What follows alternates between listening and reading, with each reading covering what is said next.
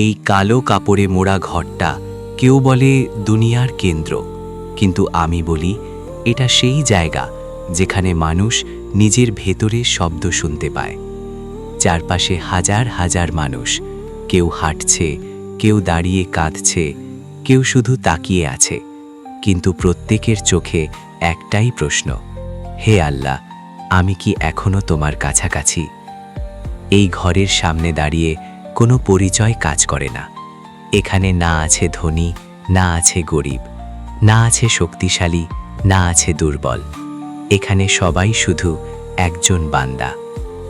এই কালো গিলাফ আমাকে অন্ধকারের কথা মনে করায় না, বরং মনে করিয়ে দেয় সব অন্ধকারের শেষ ঠিক এখানেই। আমি দেখি একজন মানুষ ফোন তুলে ছবি তুলছে, আর একজন চোখ বন্ধ করে দোয়া করছে।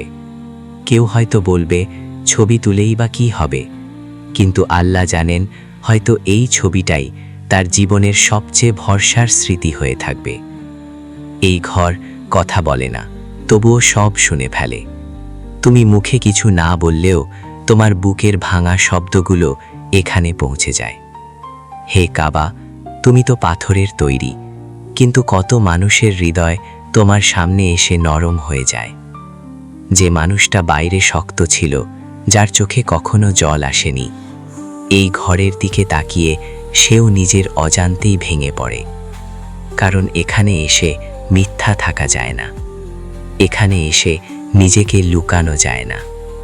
হে আল্লাহ, এই ঘরের চারপাশে ঘুরতে ঘুরতে আমরা যেন আমাদের ভুল চিন্তা, ভুল অহংকার, ভুল পথগুলো থেকেও ধীরে ধীরে ঘুরে আসি। আমাদের জীবনটাও যেন এই তাওয়াফের মতো হয়, কেন্দ্রে শুধু তুমি, আর বাকিটা সব তোমার চারপাশে। যখন দুনিয়া আমাদের ক্লান্ত করে, যখন মানুষ আমাদের বোঝে না, যখন নিজের কাছেই নিজেকে অচেনা লাগে, তখন এই ঘরের কথা মনে পড়ুক এখনো একজন রব আছেন, যিনি ডাক দিলেই কাছে টেনে নেন।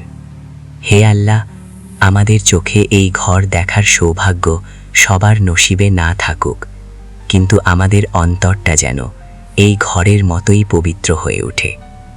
আমিন।